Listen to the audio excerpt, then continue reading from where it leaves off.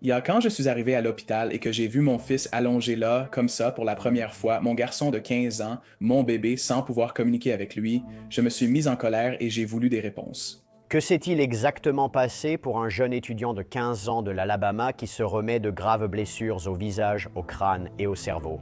Nous ne trouvons pas de réponse à cette question. Y a-t-il un souci de communication? Toutes les infos sont-elles révélées et précises?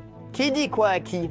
Nous allons inviter le père de ce garçon pour obtenir, espérons-le, des réponses et voir comment va Auguste Borden. Bienvenue dans Sidebar, présenté par Law and Crime, je suis Jesse Weber. Nous allons à Tuscumbia, en Alabama, où un adolescent de 15 ans récupère de fractures au crâne, à l'orbite et d'une commotion cérébrale. Il serait apparemment resté inconscient pendant 2 jours. Et bien que les médecins aient indiqué que ce garçon Auguste Borden devrait se rétablir et qu'il n'y ait aucun signe de lésion cérébrale permanente. Dieu merci, ce sont des blessures horribles, vraiment horribles. Donc la question naturelle est, que s'est-il passé? Ce n'est pas clair. Le 23 août, la police de Tuscumbia a déclaré être informée de l'incident récent au lycée d'Eschler impliquant un adolescent de 15 ans. Nous comprenons qu'il y a beaucoup de questions et d'inquiétudes qui sont partagées et nous voulons vous assurer que cette affaire est prise très au sérieux. Nos enquêteurs examinent activement toutes les informations et preuves disponibles, car il s'agit d'une enquête en cours. Des détails spécifiques ne peuvent pas être divulgués pour le moment. Notre priorité est d'assurer un processus équitable et approfondi, tout en protégeant la vie privée et le bien-être des personnes concernées.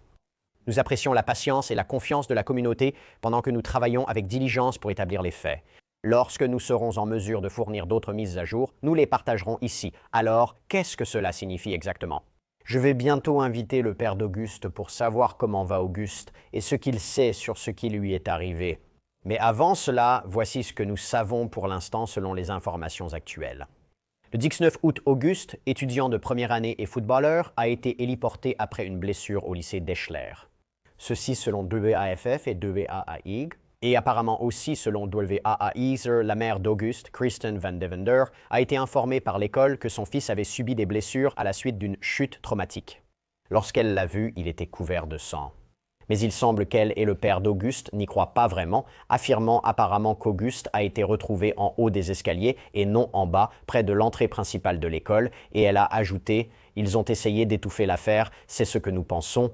Ouah. » Nous parlerons bientôt à son père. Le beau-père d'Auguste, Drew Van Devender, a récemment écrit « Cette semaine a été extrêmement difficile pour notre famille. » Auguste a subi des fractures du crâne et a perdu connaissance pendant presque 2 jours.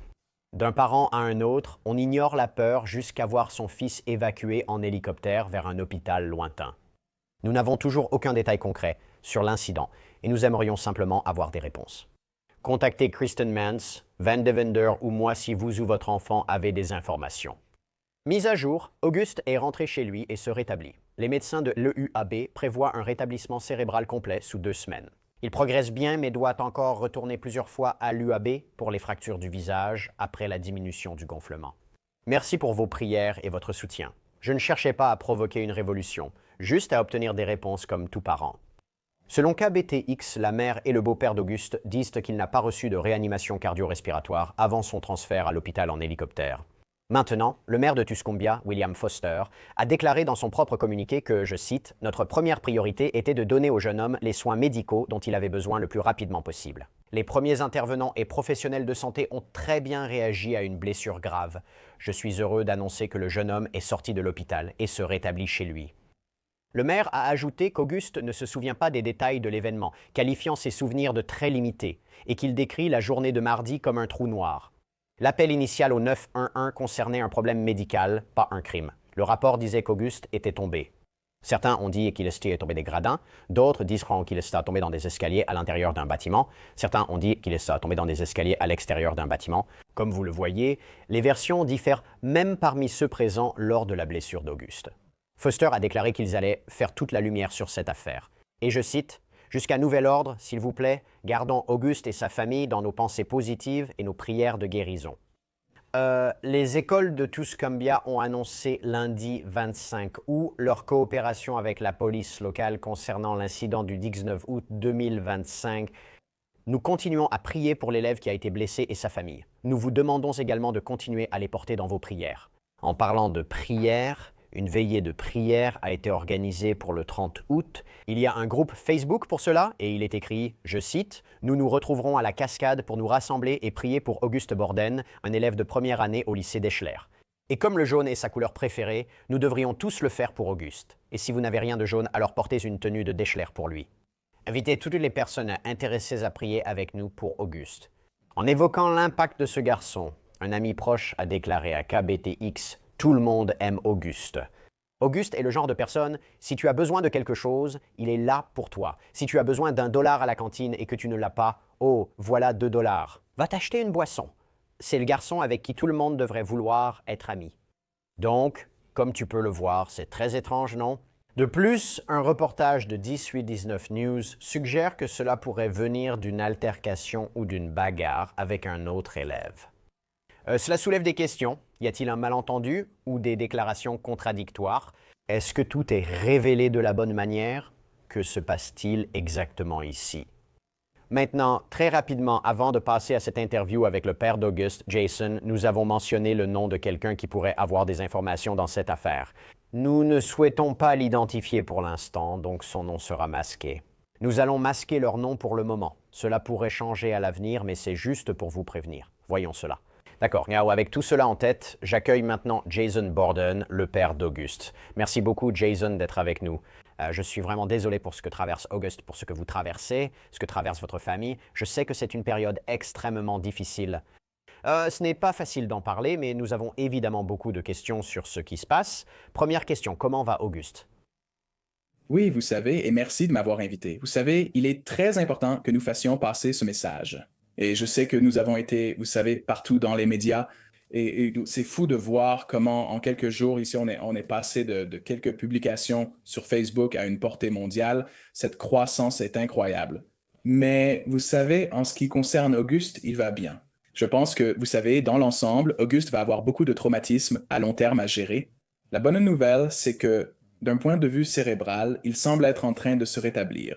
Il a bien eu une commotion cérébrale, non, mais il ne voit aucun signe de quelque chose qui pourrait causer un traumatisme cérébral à long terme, ce qui est très positif. C'est difficile à dire car le cerveau est complexe. On ignore ce qui peut survenir dans 20 ans. À quoi ressemble ce chemin vers la guérison? Est-ce que cela nécessite un certain type de traitement? Je veux dire, des interventions chirurgicales. Est-ce qu'il va pouvoir retourner à l'école dans les prochains mois? Je veux dire, est-ce qu'ils vous ont donné une idée de ce à quoi il doit s'attendre? Oui, il y aura donc de nombreux rendez-vous de suivi. Nous avons tout un tas de spécialistes différents à aller voir dans les mois à venir. Nous avons des rendez-vous pour son visage car il a actuellement une fracture du crâne. Il a encore 2 os orbitaires cassés sous ses orbites. Il devra aussi gérer à long terme des effets sur son cerveau. C'est super qu'ils nous aient laissé sortir de l'hôpital car ils estiment que tout va bien et sont assez confiants pour le remettre sous notre responsabilité. Il y aura tout de même de nombreux rendez-vous de suivi avec des neurologues pendant longtemps. C'est horrible. Comment vas-tu ainsi que ta famille? Tu sais, on tient le coup. Je veux dire, on se rappelle et on doit se rappeler que tout ça concerne Auguste. Mais tu sais, je mentirais en disant qu'on n'est pas frustré. On est en colère, on veut des réponses. Et c'est ce que je voulais obtenir, je voulais en parler, particulièrement dans ce cas. Alors, tout d'abord, pour être clair, est-ce que Auguste a pu vous dire ou dire aux forces de l'ordre ce qui s'est passé? A-t-il déjà été interrogé par la police à ce stade? Non, il n'a pas encore été interrogé par la police. Nous avons interrogé Auguste, qui affirme ne rien se rappeler.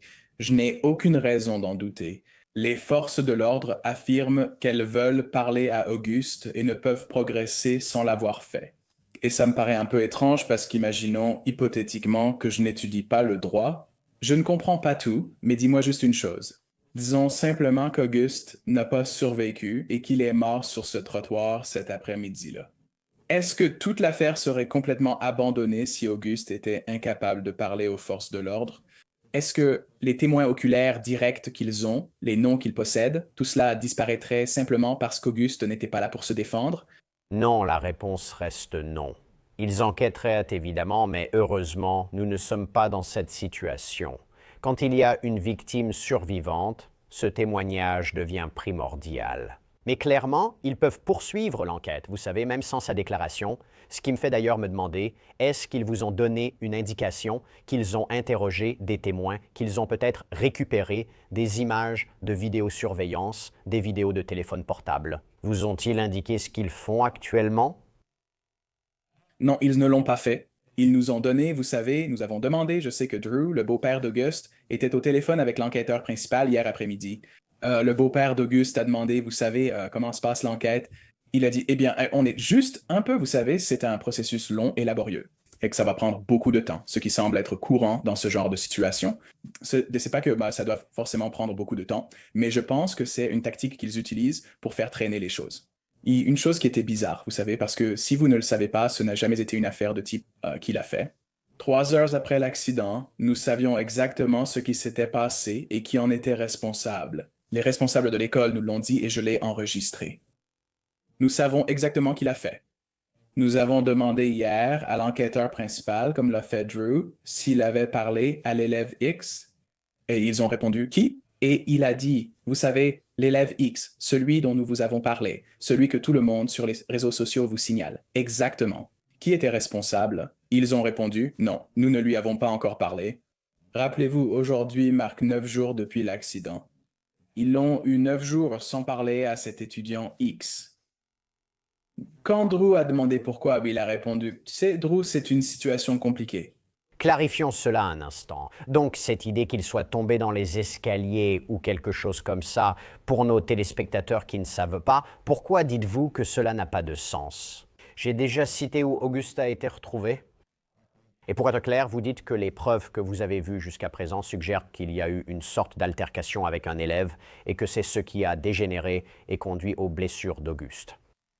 Oui, nous le savions dès le début. Quand je suis arrivé à l'hôpital et que j'ai vu mon fils allongé là comme ça pour la première fois, mon garçon de 15 ans, sans pouvoir communiquer avec lui, je me suis mis en colère et j'ai voulu des réponses. Je sais comment ça marche et comment les gens pensent. Ils veulent, vous savez, on ne peut pas leur laisser le temps de se mettre d'accord sur une version. Je veux des réponses tout de suite. On compose donc des numéros. Le tout premier appel que je passe, c'est moins de 3 heures après que l'incident s'est produit. On m'a dit qu'il y avait Auguste et un autre élève. Ils se sont disputés d'une certaine manière. On ne comprend pas vraiment ce qui s'est passé. Que ce gamin l'a attrapé par derrière et l'a serré très fort, et on l'a entendu halter. Auguste est alors tombé, partant du principe qu'il était en l'air et qu'il a touché le sol. Après ça, j'ai appelé un autre responsable de l'école et juste, vous savez, voilà ce que je sais déjà. Voilà ce que je viens d'apprendre. Que s'est-il passé d'autre? Racontez-moi. C'est lui. Ça.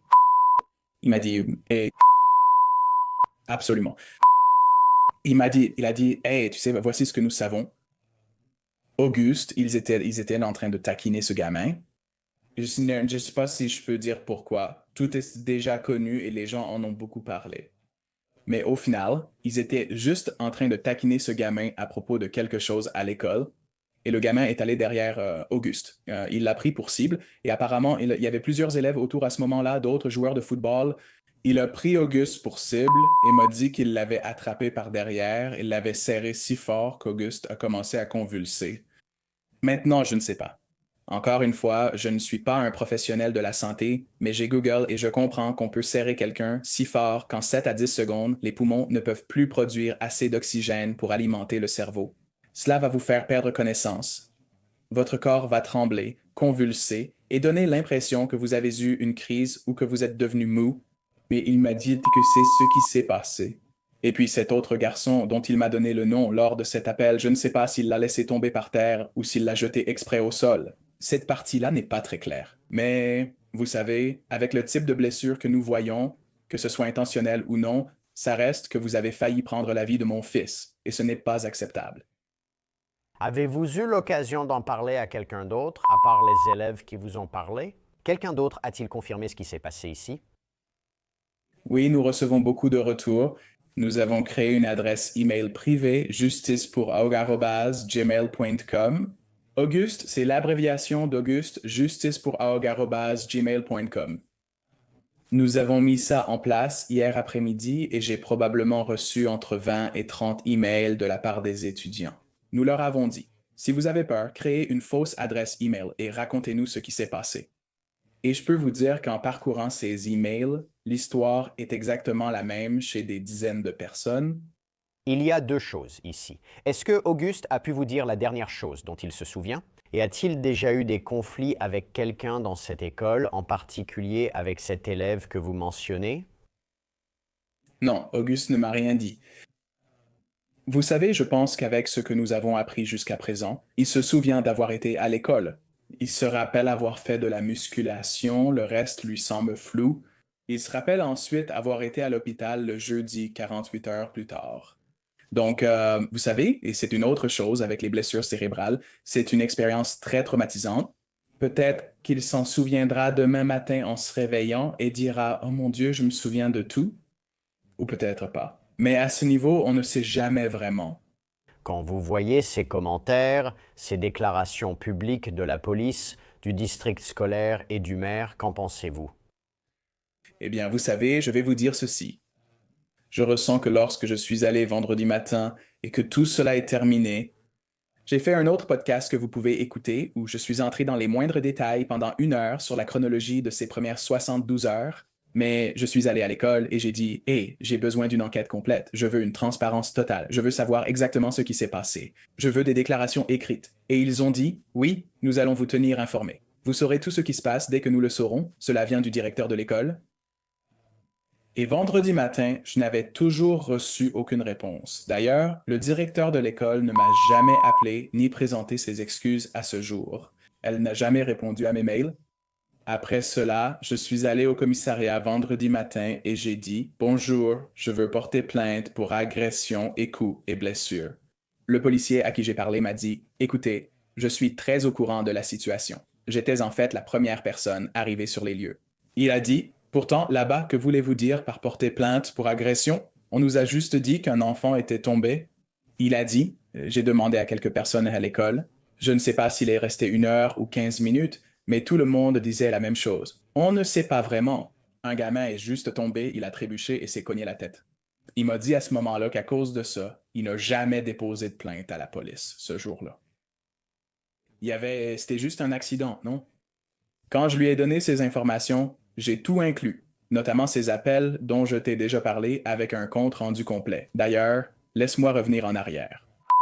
Il m'a dit 2 fois que 2 employés de l'école, membres du corps enseignant et entraîneur, étaient à 3 mètres lors des faits et ont tout vu.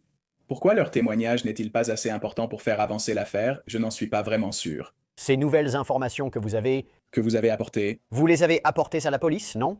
Et ensuite? je leur ai donné une clé USB de 8 Go contenant tous ces appels téléphoniques avec le nom. Ils ont répondu parfait, nous reviendrons. Ils m'ont en fait emmené à l'école parce que ce policier a dit on pensait que c'était juste un accident, mais ça a l'air bien plus compliqué que ça. Allons à l'école ensemble. Très gentil gars. Il m'a emmené à l'école.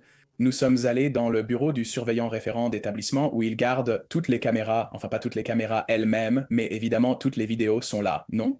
Et, tu sais, il a demandé, tu sais, où sont les enregistrements? Le surveillant référent d'établissement devrait normalement être le premier à consulter en cas d'incident impliquant un élève.